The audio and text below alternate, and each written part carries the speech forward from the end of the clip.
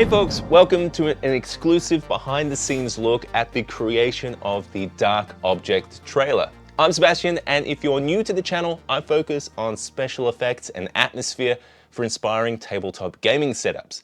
Now, if you don't know about Dark Object, it was the most recent Kickstarter campaign from Westphalia Miniatures, featuring a line of their highly detailed deep space horror themed miniatures. They reached out and sent some miniatures my way, so I couldn't resist in helping them out with the trailer. So let's take a look at how we got some of these shots together. Now, it's amazing how much work goes into every single shot. Well, things that go for only a few seconds can include hours of setup and work.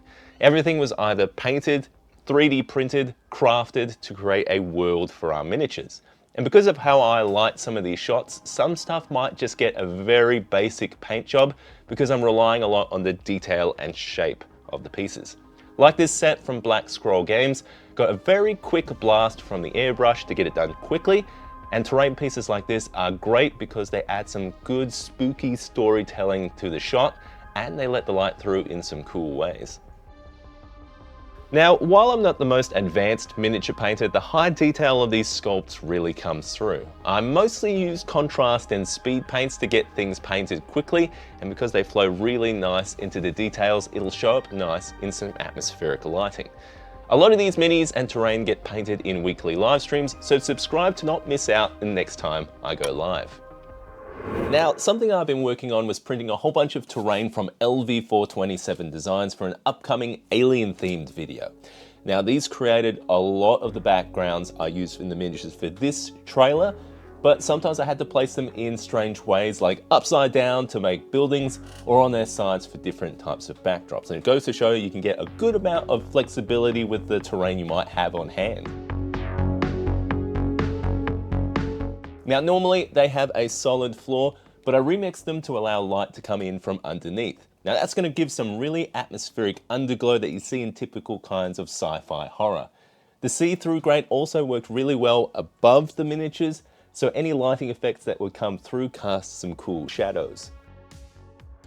Now, you might be starting to notice a bit of special lighting happening in some of these shots. Now, I've got some lighting for basic fill, but there are a couple of extra things at work here. One kind of lighting I want to point out is edge or hair lighting. Now, you normally see this technique on film, but for miniatures, it really makes them stand out from the background. Usually, I'll take a pocket light without a diffuser to get that highlight, but here in spots where we have a lot of enclosed terrain, I made use of a cube light with a snoot. That's going to target the light where we want, and ideally you want to have an edge light located more above and behind the model so that it's making that crisp edge. Now, because this is a trailer, there's a few things I want to do to imply movement other than just using a motorized slider. Now, one thing is to use pocket lights that have these effects modes, and these can vary depending on the brand you have, but typically they have things like blinking and flickering and fading types of effects that make the environment feel animated, especially in shots like this where the strobe creates tense pulse rifle blasting action.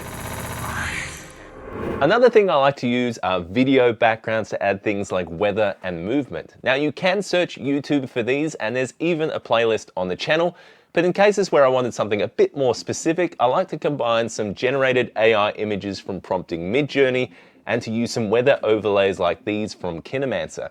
It's easy to set them up in OBS just by laying them over the top of each other.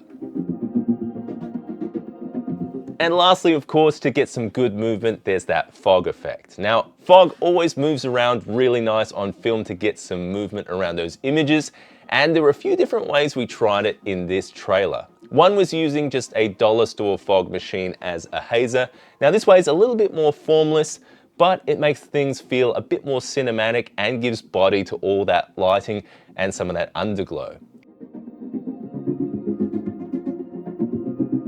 Next was sometimes using a reptile fogger. This is kind of like a humidifier, and I used it mostly for exteriors because the effect had to be a bit more consistent, and it had some good movement for implying weather effects like wind and mist. And lastly, I wanted to try a little bit of this photography fogger from Ulanzi. Now, if you don't chill the fog, it was usually dissipating in a few minutes. So I mostly used this to just dump a little bit of that swirling fog on miniatures for those small localized effects. Now, it was really good for those little reveal shots, and I really like the compact solution of it, so I might try and work this into some future builds. Now, this was a fun project to work on, and a huge thanks to everyone who's been tuning in on the weekly live streams as I've been making some of the progress on all of this.